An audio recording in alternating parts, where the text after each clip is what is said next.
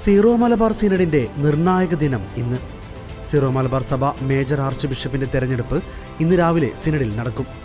ഇന്നലെ ആരംഭിച്ച സിനഡിൽ കാലഘട്ടത്തിന് ചേർന്ന മേജർ ആർച്ച് ബിഷപ്പിനെ തെരഞ്ഞെടുക്കണമെന്ന് സഭാ അഡ്മിനിസ്ട്രേറ്റർ മാർ സെബാസ്റ്റ്യൻ മാണിമ്പുരക്കൽ പറഞ്ഞു. സീറോ മലബാർ മേജർ ആർക്കിയെപ്പിസ്കോപ്പൽ സഭയുടെ 32ാമത് മെത്രാൻ സിനഡിന്റെ ആദ്യ സമ്മേളനം സഭാ കാര്യാലയമായ മൗണ്ട് സെന്റ് തോമസിൽ ഉദ്ഘാടനം ചെയ്ത് സംസാരിക്കുകയായിരുന്നു അദ്ദേഹം. സഭയുടെ പുതിയ മേജർ ആർച്ച് ബിഷപ്പിനെ തെരഞ്ഞെടുക്കുകയെന്ന ഏക ദൗത്യമാണ് ഈ സിനഡ് സമ്മേളനത്തിനുള്ളത്. സഭ നേരിടുന്ന വെല്ലുവിളികളെ തരണം ചെയ്യാൻ സാധിക്കുന്ന പുതിയ നേതൃത്വമുണ്ടാകാൻ ദൈവം തുണക്കട്ടെ എന്നും മാർ മാണിമ്പുരക്കൽ പ്രത്യാശ പ്രകടിപ്പിച്ചു. 12 വർഷക്കാലം സഭയെ ധീരമായി നയിക്കുകയും ഭദ്രമായി അടിത്തറ പാകുകയും ചെയ്ത കർദിനാൾ മാർ ജോർജ് ആലഞ്ചേരി പിതാവിന് സിനഡ് പിതാക്കന്മാർ കൃതജ്ഞത പ്രകാശിപ്പിച്ചു.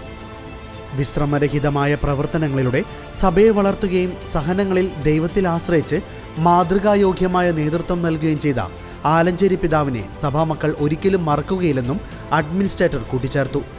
എറണാകുളം അങ്കമാലി അതിരൂപതയുടെ ചുമതലയിൽ നിന്നും വിരമിച്ച apostolic administrator archbishop Mar Andrews Thazhath പിതാവിനും ഗോരഖ്പൂർ രൂപതയുടെ ചുമതലയിൽ നിന്നും വിരമിച്ച മാർ തോമസ് തുരുത്തിമറ്റം CST പിതാവിനും സിനഡ് പിതാക്കന്മാർ നന്ദി അർപ്പിച്ചു. ഗോരഖ്പൂർ രൂപതയുടെ പുതിയ മെത്രാൻ മാർ മാത്യു നെല്ലിക്കുന്നേൽ CST പിതാവിനെ സിനഡിലേക്ക് സ്വാഗതം ചെയ്തു.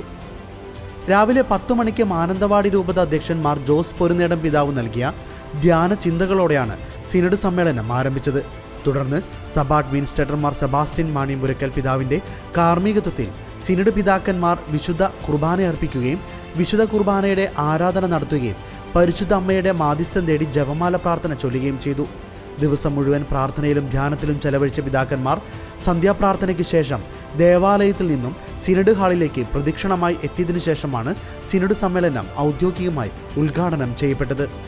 ഇന്ത്യയിലും വിദേശത്തുമായി സേവനം ചെയ്യുന്നവരും അജപാലന ശുശ്രൂഷയിൽ നിന്ന് വിരമിച്ചവരുമായ 55 പിതാക്കന്മാരാണ് സിനഡ് സമ്മേളനത്തിൽ പങ്കെടുക്കുന്നത്.